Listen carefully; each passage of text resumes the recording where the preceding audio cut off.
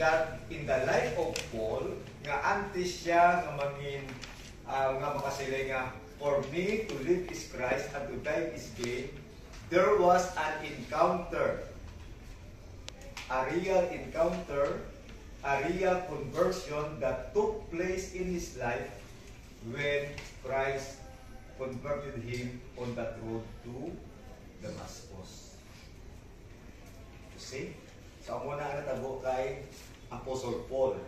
So, ginapakita ko na sa inyo, agod nga mahampan pa din natin that the very reason that Apostle Paul can confidently say, for me to live is Christ, and when death will come, it is my gain. Because of the fact that si Apostle Paul is now owned, belong, have relationship, transformed in the name of Jesus Christ. That is gain. Bago kinakabuhid siya para kay Kristo.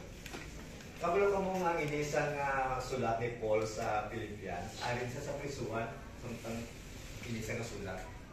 Prison siya, or sulat niya sa pangalan sa prisuan. Na prison sa, of course, ito na siya, of course, nga zealousness sa pag-share, kapag di ko na kay Jesus, nga iya nga personal savior, of course, savior sa kalibutan. So, he was there in prison. Ang iya nga imprisonment, of course, it's a picture that he lived for Christ, that regardless nga may mga imprisonment, suffering, for the sake of obeying Christ or sa pag-follow kay Christ, still his life pinapakita sa iyang kabuhi, kanya defeated, convicted sa pagsunod, and of course, to worship and serve the Lord in spite nga sa prisuan. Kinaklaro ko lang nga hindi ang iyang kapriso, kung iyang pagsunod, amo ang aming kalawasan siya o kung may mga makasilisa nga that is gain. The reason, hindi nga bagod nga napisan si Apostle Paul. Kung napisan siya.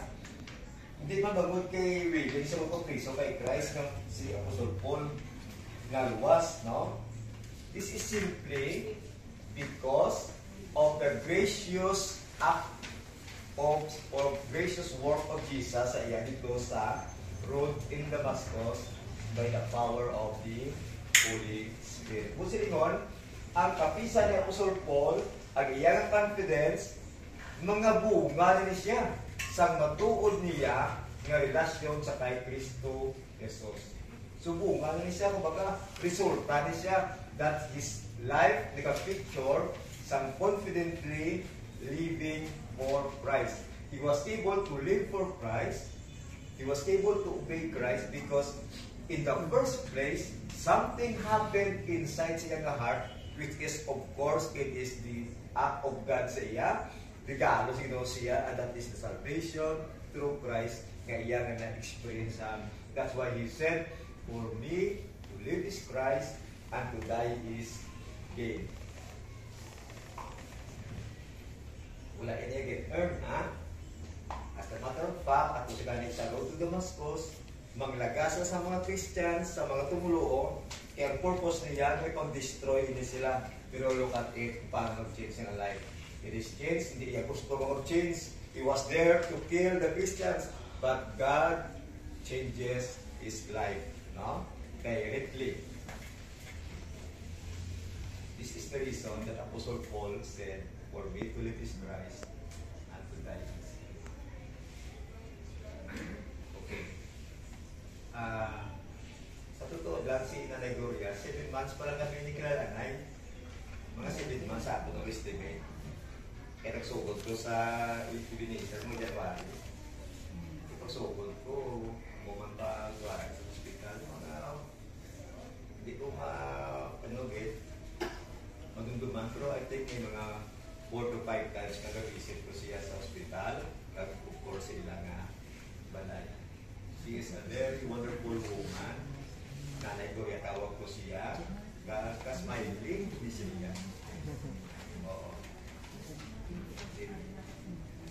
Gusto naman lang magkikisa ko sa po. Grabe siya ilan. Grabe niya nga smile.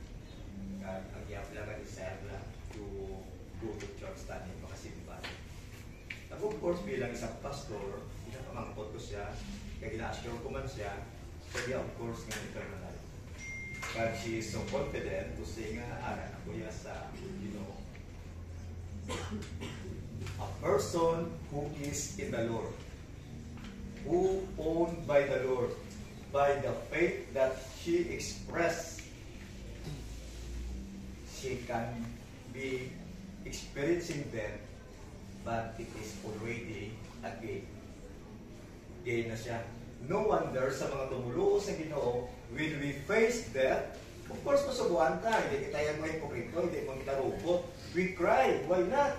Kung kailangan ka matipid, you cry. Pero deep inside your heart, behind your mind, yes, makry ka o masubuhan ka, kaya na mismo ang imo nga pinalangga, mag-miss mo siya, you will cry for sure. Pero back in your head, nagasiling ka man, yes, she will be missed, but I am sure that she is now enjoying the life that God has promised him. And her death, it becomes a gain. See? Her death becomes a gain.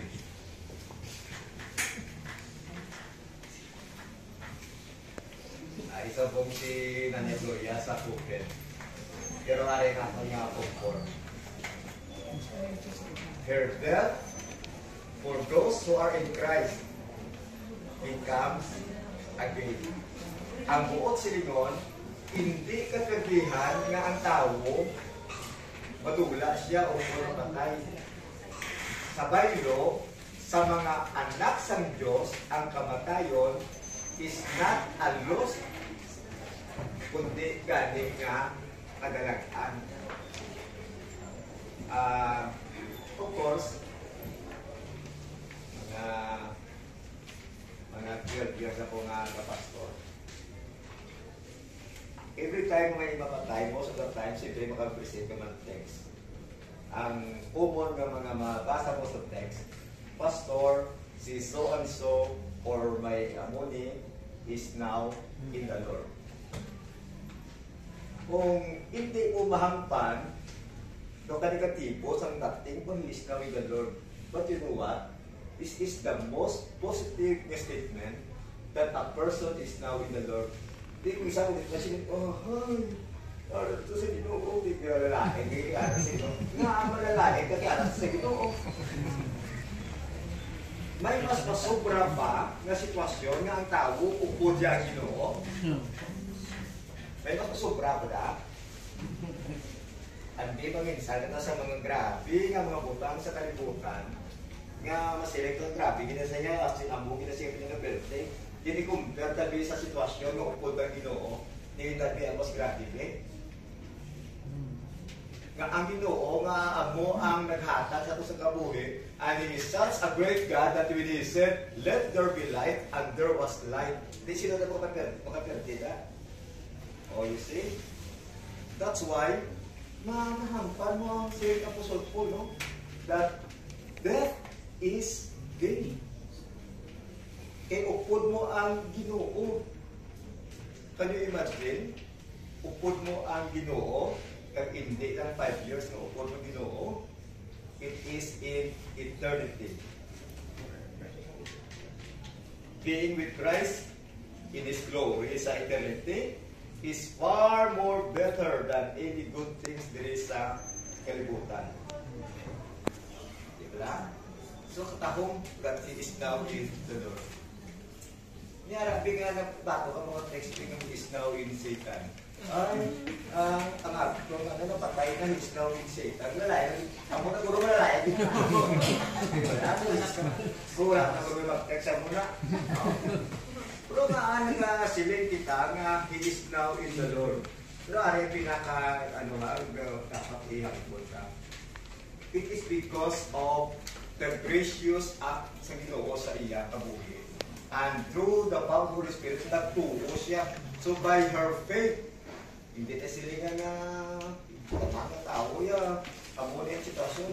Siyempre, ang ato niya nga kabuhi, may gospel na kita mapatian, of course, ang Ginoo.